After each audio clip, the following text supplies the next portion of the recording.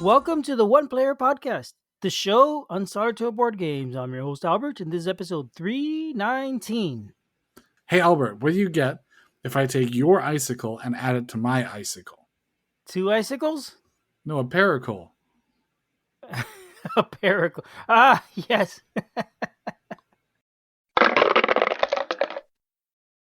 Hey, Julius, that was actually good. Well done. Thank you. Thank you, Albert. And you made that one up? Yes, of course I Nice. did, because it's a direct reference to today's game, Pericle. Yeah, not a word that comes up in conversation often enough to, Probably to be not. used. No. Well, hi, everyone. Welcome back. Julius already said today's game is Pericle, which is a big game. It's dauntingly huge. It really is. There's a lot to it. And I will tell you right off the bat, I did not get through all of it, and I mean, it's sorry, it's just a lot to get through. This is a role playing game. Um, you could compare it to Gloomhaven, for example. It's a big fantasy game with a lot of story and stuff, and apparently it has been compared to Gloomhaven by others because of the way the combat works. But I would say it's probably not really that much like Gloomhaven. There's definitely huge differences. So, but that's the kind of game you're getting. This is a fantasy game where you're moving figures in a map and exploring, and it's really more like D&D than anything else, I would say, almost. Well, D&D usually requires, someone else to role play along with. So is this a solo RPG or a game? It is a board game with an RPG component that is controlled by an app. So it's an app-driven game. I see. So I mean, so that was my summary of the game already, I guess, right? So let's jump into the components. It's a big box. It's heavy. I'm not exactly sure Just the a second. size, but yeah. When you say big and heavy, I don't really think you are conveying the size appropriately of this massive box. Well, I mean, no, I don't think it's that huge. Actually, I think it's probably about the size of a Mage Knight. I don't think it's much bigger than that. Okay. Which is, I mean, it's a big box, but it's not massive. I suppose. It's not Gloomhaven big, right? It's not a suitcase that you could put your wardrobe in when you travel, sort of big. Looks bigger to me, but okay. Does it? Okay, yeah. But I mean, it's a hefty size. It's a big box. It's heavy. And it's heavy because there are a lot of boards in this box. Actually, it's mostly boards. It's something like 35 double-sided boards in the box. Made of thick cardstock, made out of like board material. So that's the vast majority of what's in the box. Most of the boards are single piece boards, maps. Some of them, about 5 or so of them, are two pieces that you put together with puzzle locking thing. So some maps are a little bit bigger, some are smaller. So basically, they made a map for each different scenario, and as you're playing, you're going to revisit these different maps. I don't know. I assume that each map gets used only once in the story. I don't know if that's true or not. If that's the case, that seems kind of crazy.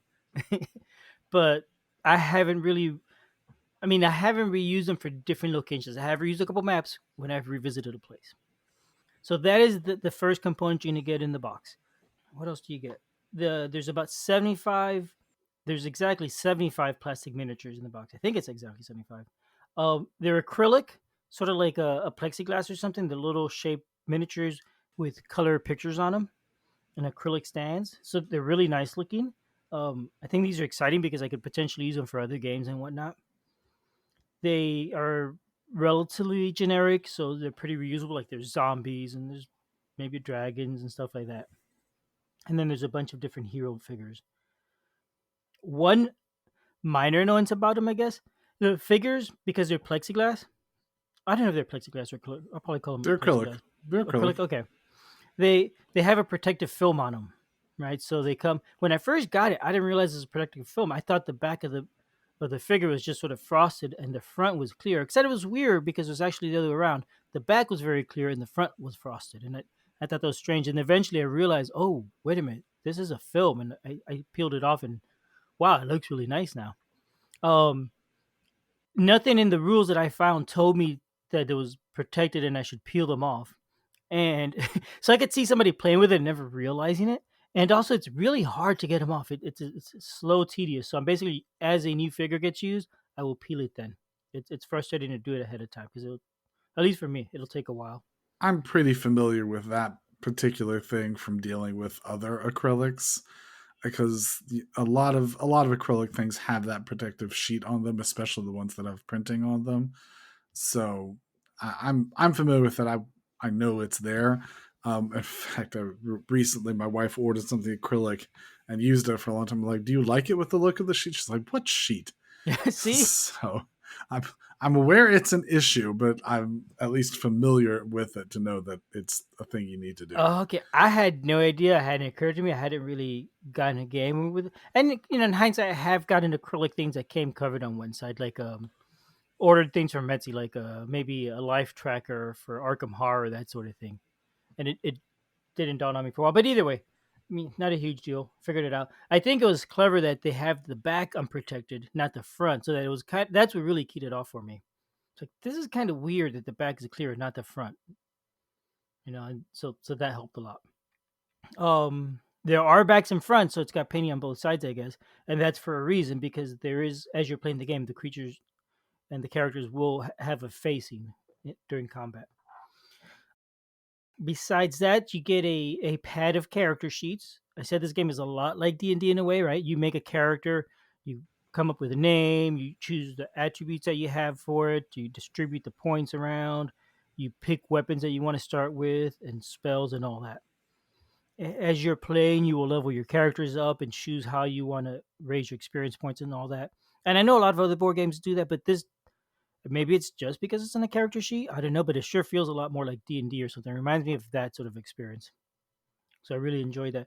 Besides the pad of character sheets, and these are color character sheets, double sided. There's also 6 pre-generated characters. They each come in their own 2-pocket folder, which is kind of a neat, fancy touch, but also kind of pointless because you don't need the folders for anything. You don't, like, I will keep the one sheet in the folder, but that's basically it. So that feels like overkill.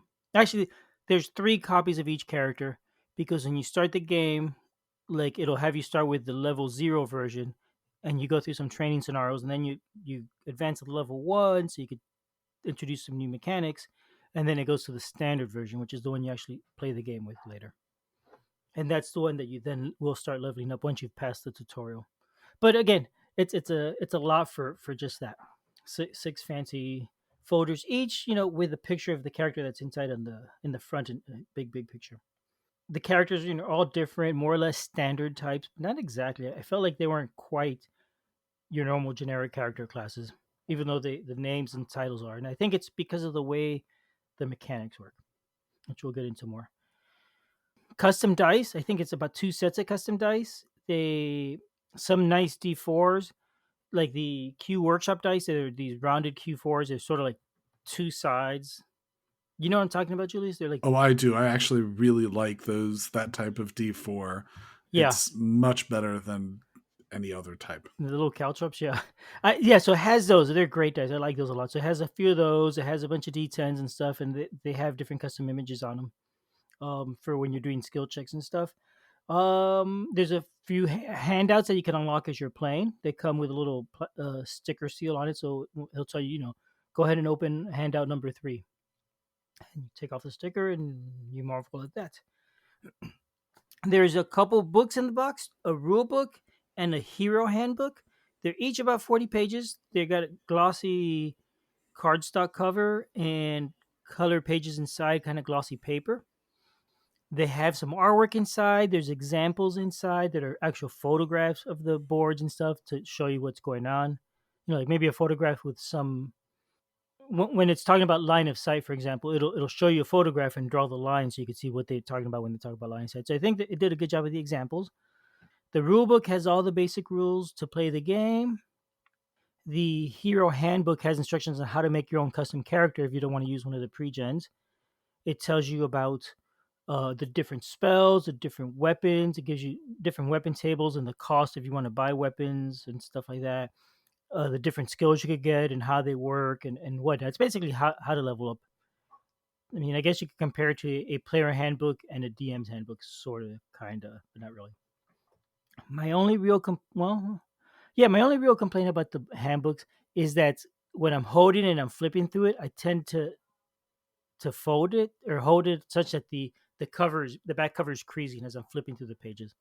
So it's developed a pretty big crease, which detracts from its nice shininess, but it's still quite functional in that sense. You can, if you really want, buy a hardcover version of these books. They do sell those separately. And is there any particular reason why you're holding the cover that way to cause the crease, or in hindsight, knowing that it would do that, would you have not done it? I keep doing it anyway, even though I know it and I'm feeling it as I'm creasing it again, saying, "Oh, there I'm going doing it again." So I guess it's just the way I use it. A lot of times as I'm playing, I have to reference it because I'm confused about a rule and I want to remember how it works. It's a sort of game where there aren't tons and tons of rules, but there are a few different like special cases here and there that you have to refer to, and if they don't come up often or if you aren't playing very very regularly, I think it's easy to forget. Just like like D&D has all these extra rules you don't use all the time, Sure. sort of like that, just nowhere near as much. But there's stuff like that. Like the line of sight doesn't come up every time, so when it does come up, I may need to flip to the book and look at it. Or hey, what's that bonus when you're attacking from behind again? Let me look it up. That sort of thing. And I think it comes up because sometimes is a lack of clarity as you're playing, and you kind of have to make judgment calls. So I think that is why I was going back and flipping. The other reason you flip is when you're advancing your character, you kind of need to go through that player handbook to look up the different weapons or skills and whatnot. So I guess if I had a much bigger table, I would just lay it in front of me and flip the pages instead of holding it in front of my hand in my hand. So that was that component. Is there any more? The last component would be and it's not in the box, it's the app, the Lore Master app that you play the game with. It's the one that controls the adventure and tells you what's going on. It acts as the DM, basically. So it includes a link to that, or the URL for that in the book. It's not available. Like if you look there for the website and whatever, you won't find it. I guess they don't want to share with people.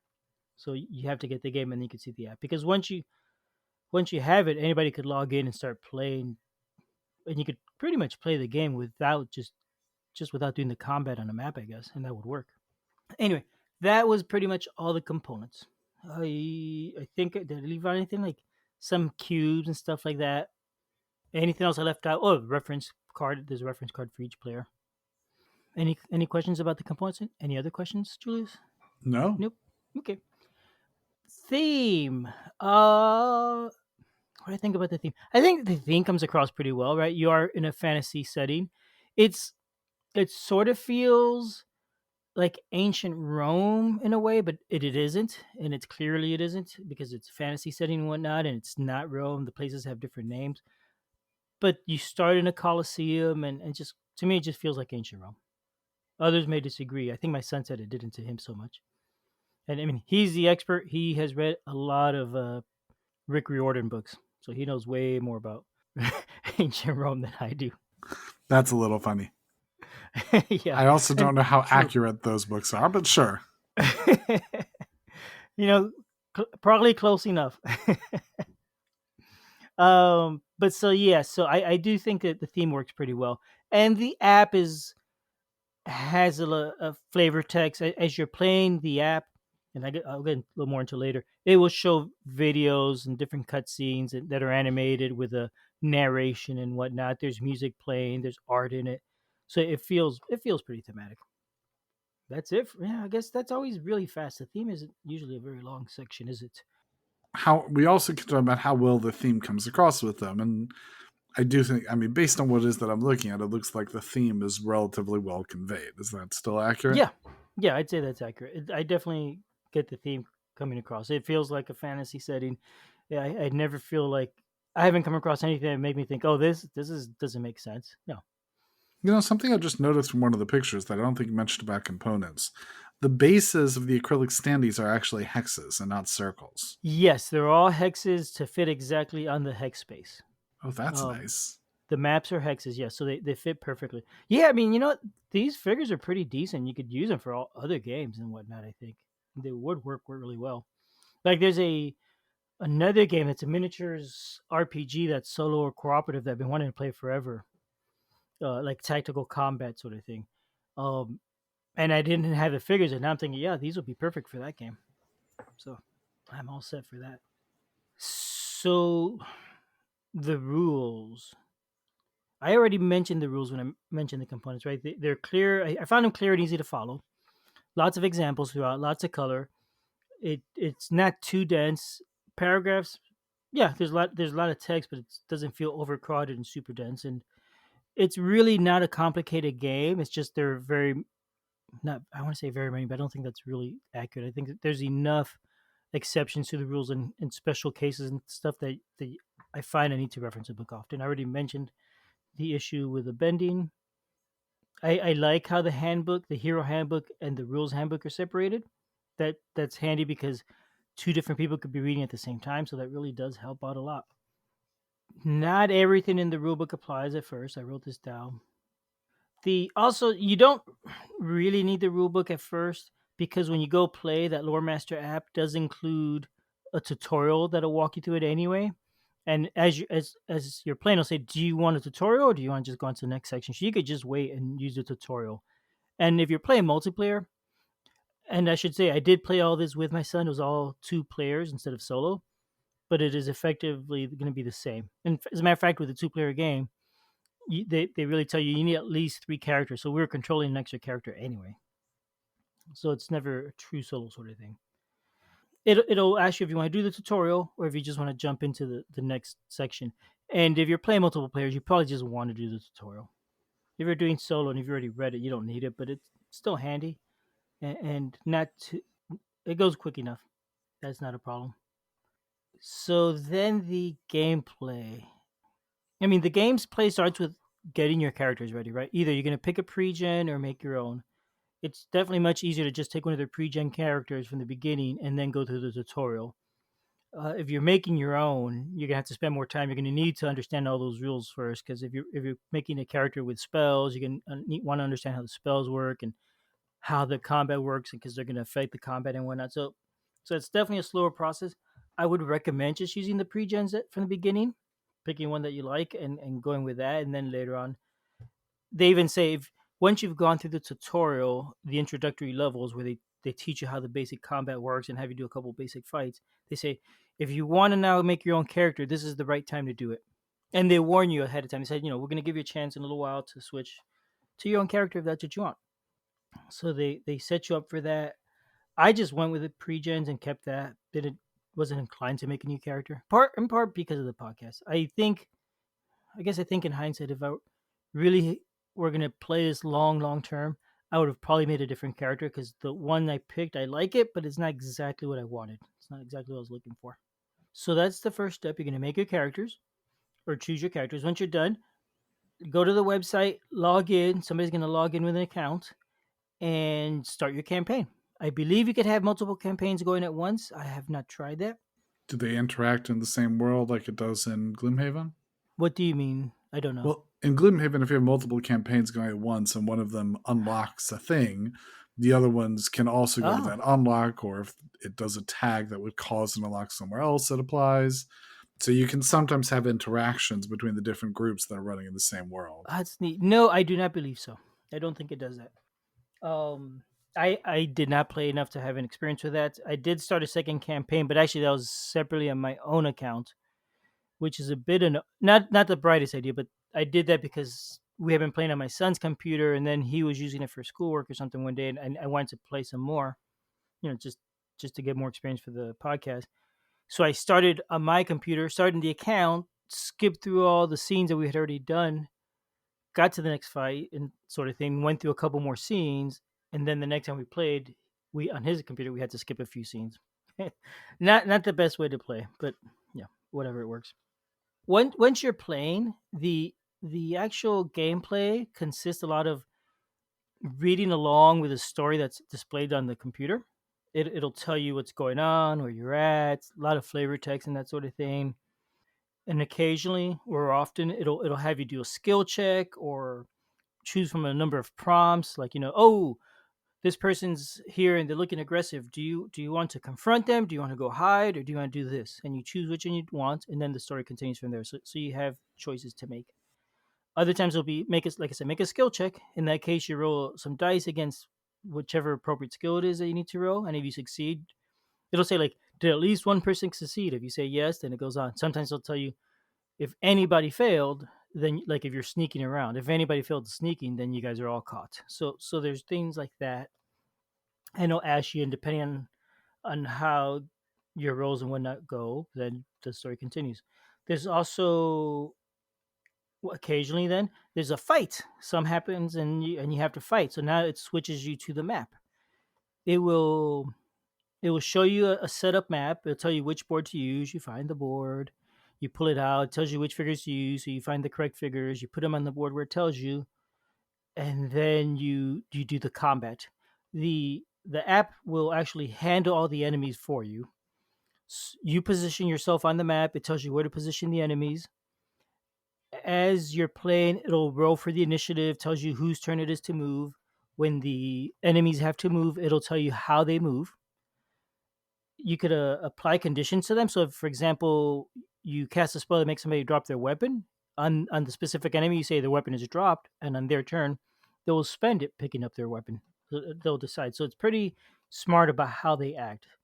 It'll tell you if they're moving. It'll tell you, oh, go to the nearest enemy or go to the farthest enemy, whatever that specific character wants to do as a strategy. And if there's a tie, then it gives you a second choice. Pick the one that's weakest or pick the one that's strongest, and so on. So you go through until you get a specific target.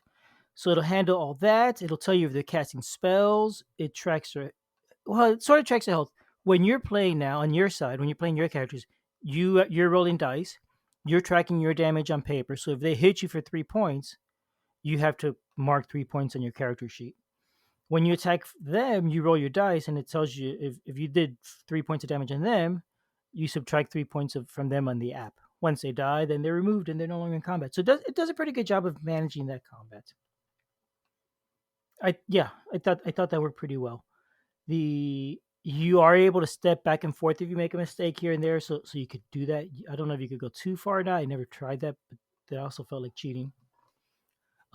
There's things like you could add, if you cast a spell for a familiar or a creature, you could add creatures into the board on your side, or the AI may add creatures on the board and they will put them on, and now they're also taking their turns in the correct order and whatnot. The and as you're playing, the app will save your progress. So if you pause, you want to take a lunch break, or if you want to stop for the day and continue next week, you shut it down. When you come back next week, it'll be wherever it left off, which is pretty neat. So I think that covers it for gameplay. Basically, like I said, you're interacting with the app, reading along and following prompts, and occasionally switching to the map and then going back to the computer. Actually, I would say maybe half the time is on playing on the map, and half the time is just reading through the story and interacting on the app. So it is a surprising amount of time that is actually not on a physical board. At least I was surprised by that. So I think that will cover for how the game works. I don't think there's any need to get into detail about how the dice rolls work necessarily Their and dice. that kind of stuff. It's nothing terribly surprising. Actually, maybe I'll cover a little bit of my thoughts if I remember. Which, let's jump into that next. The So the first thing about this game is I'm really enjoying it. Actually, I'm enjoying it a lot more than I expected to. Nice. I'm having a lot of fun playing the game. I love having my character sheet and feeling like I'm playing D&D. I I am finding that I want to like keep going and see what happens. Last night we were playing just to be more ready for this podcast, and way past my bedtime. I was like, okay, maybe we should stop because I really need to go to bed. So there's some of that going on. So I think it's really interesting, really fun game. Well, the skill checks are surprisingly easy. I think I'm it's just the way they set it up. I don't know why. I think that's usual for RPG type I things. guess. Well, so you roll a die to see if you succeed, a D10, right?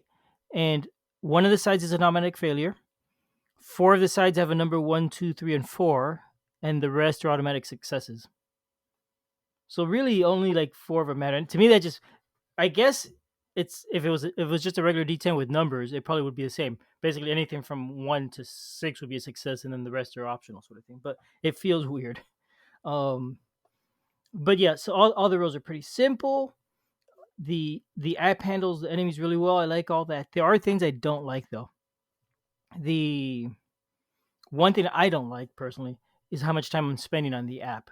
I'd rather be a game that's just a board. I don't want, like, I noticed last night we were playing and we're all sitting there on the screen with my son reading the stuff out loud and doing voices for the story and whatnot, or occasionally click. And he's controlling the computer, and we're all watching the computer. So I had to a couple times I told him, "Can you make the screen bigger because I can't read the text? You know, it's a laptop screen, and we got a crowd really close around it. I wish we had a bigger monitor at the dinner table." So that's a little bit of a drawback. Probably not as much of a big deal if you're playing solo, but I with a mean, group of people, that'd be a problem. I think if you're still spending more time reading the computer than you are playing the game, that's still even on solo that feels like an issue. Are you Well, I playing mean, the game? it you are playing the game, right? You're interacting with it. You're doing stuff. You're making choices. It's just a lot of the game is digital. It's not a true board game. It's a hybrid, half board game, half video game. Yeah, but some games that are hybrid that have apps to go with them, you still feel like you're playing the game. Like Search for Planet X.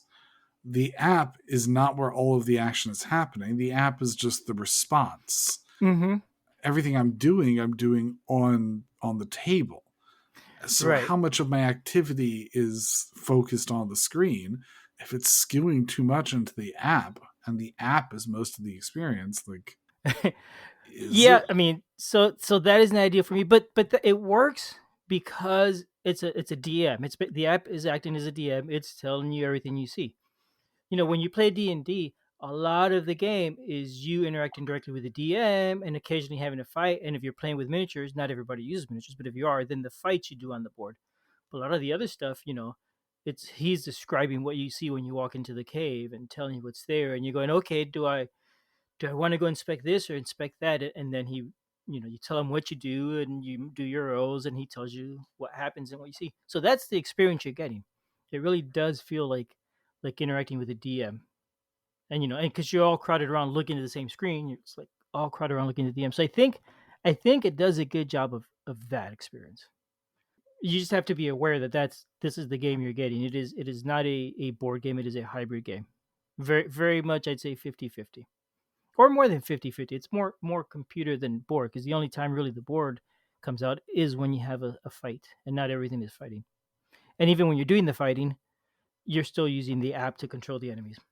So I mean, yeah, Julius is grimacing and whatnot, and yeah, I get that. I preferred not using the computer, Yeah. but I'm enjoying the game, so I'm putting up with it and not minding that. So that is, I mean, that's definitely a choice for the listener, the buyer, to decide if they want to do that or not. It is not a perfect app though. There's things I wish were different, or perfect game, I would say, not even app. The Sometimes when it tells you how to set up the board, it will describe, oh, these tiles are different because of this. It's a sort of thing where it's like, yeah, here I'm using a board, but these spaces you could actually move. The picture doesn't necessarily look like it, but trust me, these spaces actually are safe to move, or these spaces avoid because something will happen, whatever. And it's not always clear to me which spaces we're talking about. But wait a Sometimes I was second. a little bit confused. Each board is only used once, and they couldn't find any way of indicating that on the board that is only used for this one thing. I'm assuming they're only used once. Yes, I wish there was a way they had done it. Like at the very least, I could click on a space and it would tell me, not a can't be, you can't go to that space, or you have to roll when you go. That seems like that would be a pretty easy thing to do. It's time consuming, so I could get why that hasn't done, because you'd have to go through every map and do that. So, but I do find that a little bit frustrating sometimes. It's not clear, and then you have to make a judgment calls. Okay, well, the app said this. I think this is how we should interpret it, and everybody agrees, and then you move on. So it's not a crisis, but it is, once in a while, it does throw you for a loop. There's a couple other places like that was not super clear. It says, I forget, it mentioned a door. The enemies are by the door, but it showed three different places where there could be enemies, and I didn't clearly see a door in either one. And it was semi obvious which space it was. So I was, again, I didn't like that. If you're playing with a real DM sitting in front of you, an actual person, and you said, "Hey, wait, which of these is the door?" He would point it out and tell you. So it would, there'd be no issues with that. Without the DM, you have to, on your own, make that choice and assume you're going the right path. So, you know, not a showstopper, but a little annoying. I get that's just, those little things do somewhat break the what you call it? They break the continuity of feeling like I'm playing a game. It's like wait is or playing with the DM. Suddenly I have to pause and think about things, stuff that I would rather have the DM think about. Honestly, there is another issue I have with it, and maybe it's not an issue. Maybe it's an expectation. It is not a DM. You're not playing with a person. So it is gonna play like an app. Like when you play an RPG, there's certain things that happen that feel kind of cheesy that you just accept because it's an RPG. Like when you go to location, you're shown four choices. When you do one of them, and then you come back later, that choice is still there, and you could have the same conversation with the character again, and that feels a little weird, right? Unless it's an important thing and you finish it. Once you finished, that choice is now gone. So the next time you visit it, you only have the other three left. You've seen that in video games before, right? I mean, Yeah. it's a video game, and it has that feel to it. At first I was, oh, what's going on? And once it dawned on me that, yeah, okay, I'm playing a video game adventure, then it's smooth, and these are the things and the tropes you deal with. And it kind of helps too because it kind of gives you a clue like, oh, I still need to do this because that option is still there and it's obviously an important one. So so there's some of that. I don't love it, but it is what it is. It's like any other computer based video game or RPG. I don't think I have an issue with that. I mean, that sounds like just part of the fun often. I mean, if you're playing a board game, I've got a couple board games where the theme is you're in a video game. Yeah. Yep, I've had those too. Yeah. But yeah, I guess because I was coming in from the mindset of, oh, I'm playing with a DM, and I kind of fell for it a little too much, and then had to step back and remember, oh no, no, no, it really is a video game here, whatever. So I mean, again, nothing terrible. It's just something to deal with. I'm still enjoying the game. It's just once I make these realizations, everything's fine, and I move on. So really, that's the game. I like it. I like it a lot. I'm having a lot of fun. It's not perfect. It has issues. I forgot to comment though. One thing that surprised me was the price of it. Yeah, that's a jump back in your chair surprise, isn't it? It's $165 sold from their website. I don't know that you can find it anywhere I don't. else. Yeah, I don't think you can anywhere else. No, it's a lot of money. I don't buy games this expensive. I have no idea if that's a fair price or not. I don't know how to judge it. And I didn't say this up front, but I should. They sent me a review copy. This is not a game I bought. This is a game they said, "Hey, would you like to try this game?" I said, "Sure. It sounds interesting." So they sent it to me, and I've been playing and enjoying it. But I would never have bought this because I'm cheap. Honestly, I don't like the idea of buying a $160 game. I don't know. I know people buy Kickstarters, for $200 all the time. Okay, so fine. So I've bought the Final Girl seasons 1 and 2. That's beside the point. Yeah, I don't know. I wonder about the price, and is it a good price or not? I don't know. I have played about 8 hours, I'd say, and assuming each map gets used once exactly, I've probably played about a seventh of it. I think I've done about 5 maps. So, that's a good 45 to 50 hours of gameplay. That does not seem bad. But again, I don't know how accurate that is. Like, that's just making an assumption there. I have not played the entire campaign. I mean, that's still very expensive. And you get all those plastic minis that again are usable other stuff. So those are nice. I don't know. I have no idea why the price is what it is. I don't know if that's fair or not. Um I know I'm enjoying the game. I know I wouldn't pay 160 for a game like this or for I any mean, I game definitely pretty think much. there was a lot of cost cutting that they could have done. I mean, a basic one would be many other games have a binder book Right. Something like that. where Yep. everything is a bound book instead of having a whole board for each individual piece that's used once. Again, I don't know if it's only used once. That is an assumption I'm making. I should have asked, but I don't know. I And mean, that is a fair question. Um I do know that they recently released more content for the adventure so that like if you had finished it you could go back and now and add a little bit more to it and play some more. So they're adding content. It's still being not saying completed because it's a done game, but they're releasing more content for it. I did ask the designer a couple questions, and from what he tells me, they do have other plans and stuff that they're thinking about and working on, and stuff that they want to revisit and add to. So it sounds like you're going to get a lot more play out of it. One thing I didn't like was that I have I wish there's some sort of like a chapter sort of thing showing me where I'm at in the adventure, and there is no way. So like if I needed to jump back to something, it's impossible. And that makes sense in terms of the story. But apparently, once you finish it, there still isn't a way to jump back and redo a certain scene. I think he said that that's something that they'll look at. Again, I don't know. And there's other besides that other content they do want to other things they want to do. Yeah, I don't know. That price is scary, but you're buying into a big game with in theory a lot of replayability.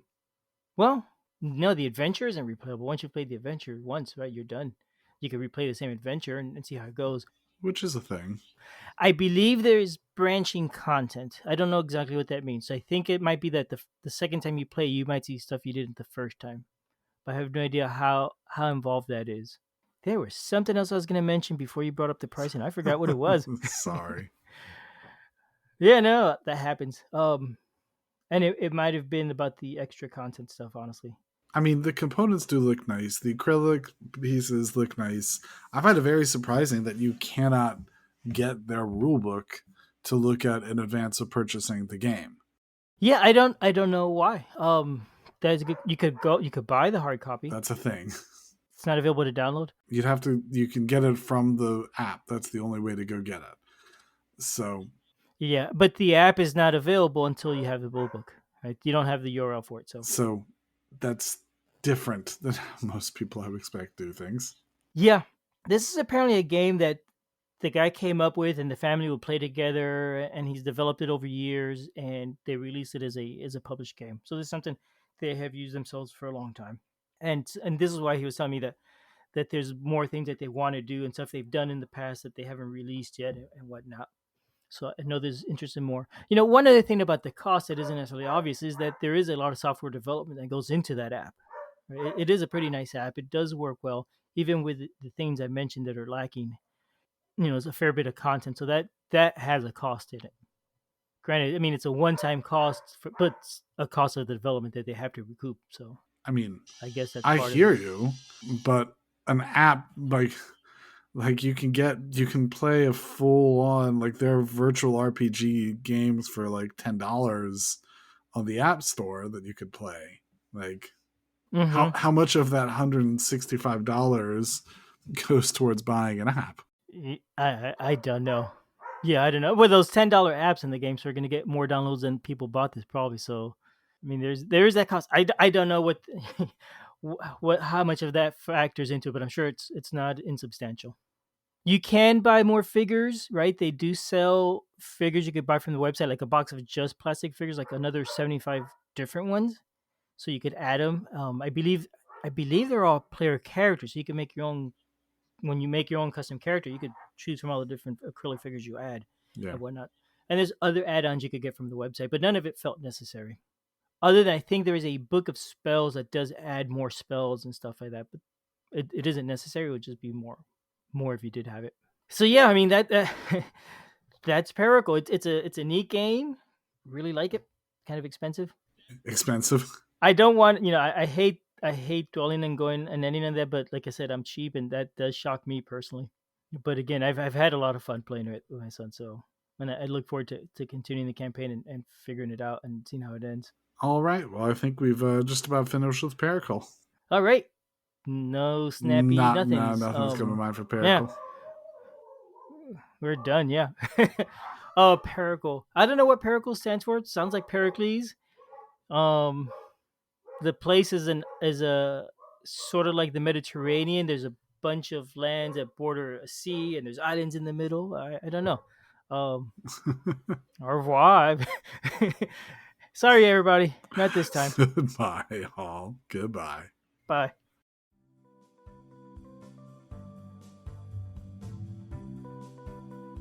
Thanks for listening. We love feedback, so we love hearing from you. You can reach me at julius@oneplayerpodcast.com or JLBird on BGG, and Albert can be reached at albert@oneplayerpodcast.com or Fractalute on BGG. Our website is oneplayerpodcast.com with the number 1, and we're also on Twitter at oneplayerpodcast. The intro music is copyright Angus, can be found at jamendo.com. The transition music is copyright by Dan El Duce Pancaldi, whose page is at donpancaldi.com. The One Player Podcast is protected under a Creative Commons share-alike license. Thanks for listening.